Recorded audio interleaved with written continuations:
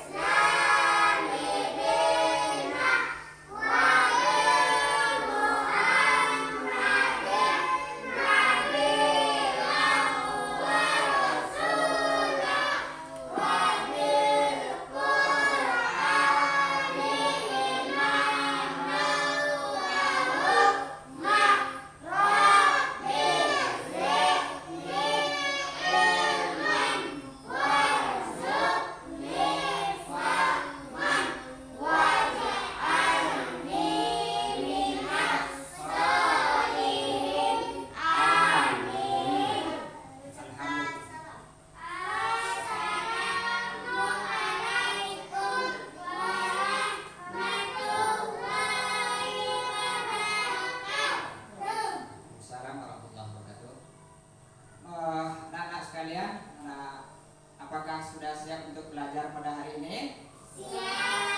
Kalau sudah siap, perhatikan dengan seksama, perhatikan dengan baik, supaya kita dapat menangkap apa yang kita pelajari pada hari ini.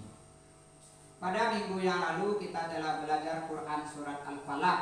Masih ingat kan surat Al-Falaq? Ya, bagus. Terus kita sudah hafal, kita sudah menulisnya, dan kita juga telah memahami isi dari Quran surat Al-Falaq. Pada pertemuan hari ini kita masuk pembelajaran keempat, yaitu tentang bersih itu sehat. Jadi yang kita pelajari hari ini, pertama pengertian bersuci. Ya. Yang kedua, bagaimana tata cara bersuci menghilangkan hadas kecil atau hadas besar, dan apa itu hadas kecil dan apa juga itu hadas besar. Nah, itu yang kita pelajari pada hari ini. Next. Ya, coba perhatikan. Oke. Next. Terus, ya. Coba Ananda perhatikan. Pertama ada tumpukan sampah, dan yang berikut ada jalan yang bersih dikelilingi pepohonan. Mana yang Ananda sukai, sebelah kiri atau yang kanan? Kanan. Apa yang sebelah kanan yang Ananda tengok dan lihat? Bersih. Bersih. Apanya yang bersih? Lingkungan. Lingkungan yang bersih. Next. Kita menyukai lingkungan yang bersih. Berikut. Next. Mana yang Ananda sukai? Anak yang kotor atau anak yang bersih? Anak yang comel, ya. Ya. Yang bersih, yang tersenyum. Ya. Kita menyukai kebersihan. Bapak yakin Ananda semua suka yang bersih. Suka bersih badan, pakaian ataupun tempat kita. Ya, next.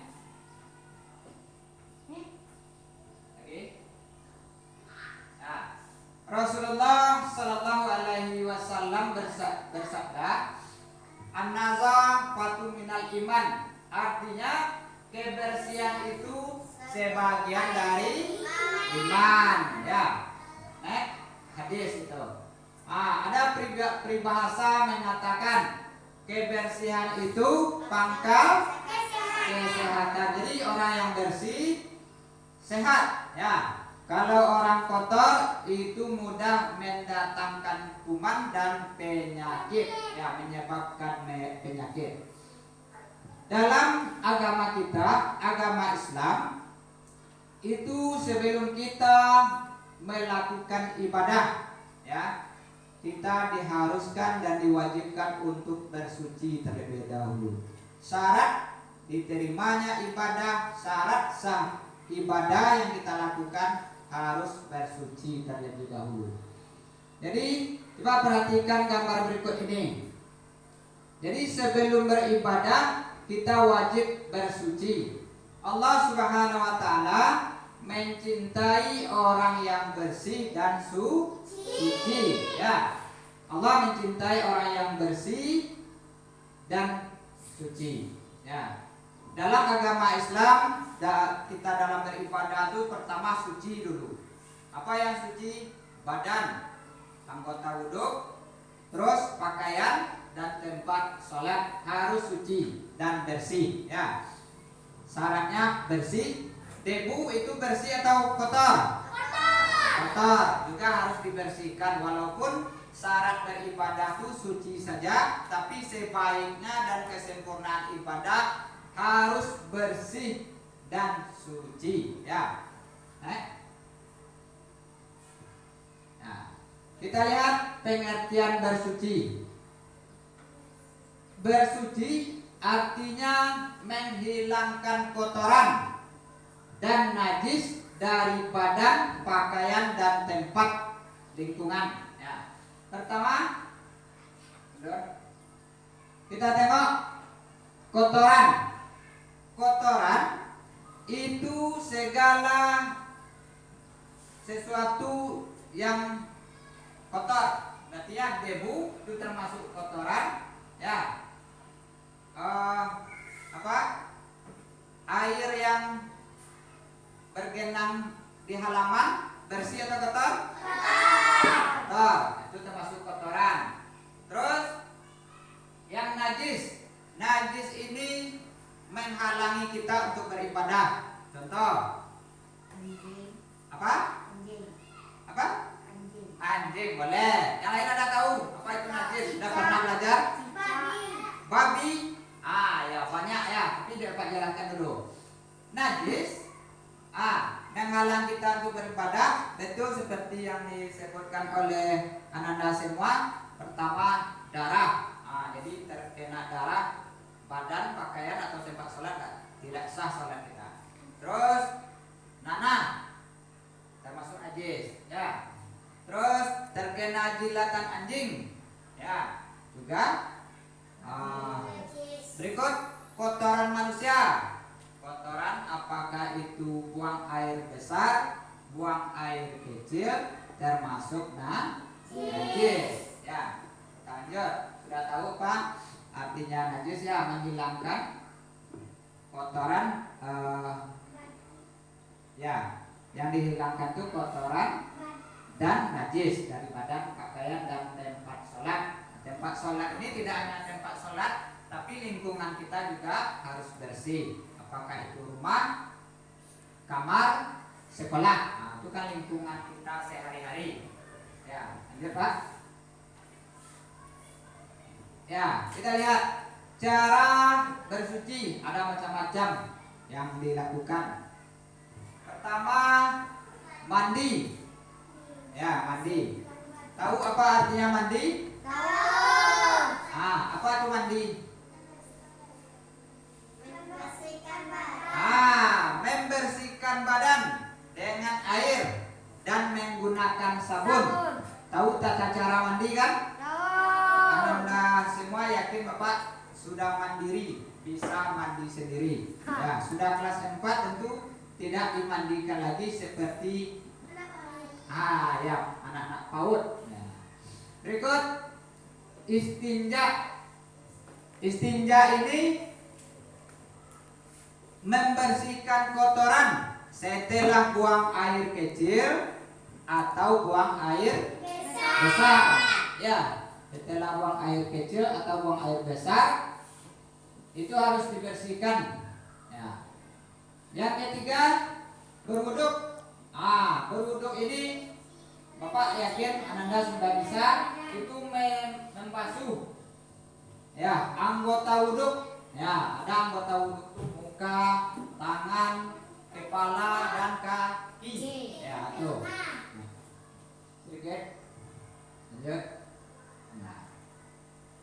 Pertama, alat untuk bersuci itu yang paling baik adalah air. Ya. Ya, air dulu. Ya, bukan sumur. Air macam-macam airnya, boleh air sumur, boleh air ya. Alat untuk bersuci air itu yang pertama yang biasa kita pakai dan ada di lingkungan kita. Ya.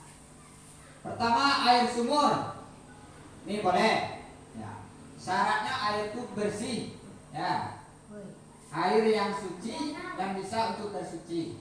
Yang kedua, air danau. Bisa kan? Tahu pernah ke danau?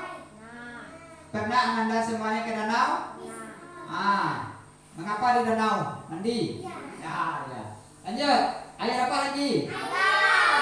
Air laut juga bisa untuk bersuci. Air sungai. Air sungai juga untuk bersuci. Yakin Bapak Ananda semua pernah mandi di Sungai Batanghari? Pernah mandi di Sungai Batanghari? Ya, itu juga bisa air sungai tersebut untuk bersuci. Air mata air bisa untuk bersuci. Bersuci apakah mandi atau berwuduk bisa. Air hujan juga bisa. Ya, air hujan untuk berwuduk dan mandi dengan syarat ditampung. Ya. Bila tidak ada air, apa? Batu. Ya, nih gambar batu. Boleh untuk bersuci. Tidak ada air, boleh dengan batu. Ya, dengan apa cara? Ya, caranya kalau sudah kita buang air besar atau air kecil, tidak ada air kita jumpai, boleh dengan batu itu kita bersihkan. Ya. Dengan daun juga boleh, tapi jangan dengan daun yang dibuat buahnya itu untuk makan, itu tidak boleh.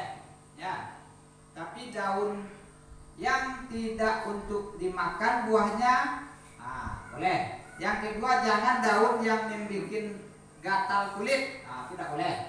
Ya, tisu juga boleh. Ya, berikut debu atau tanah. Ya, Ananda yang berbahagia,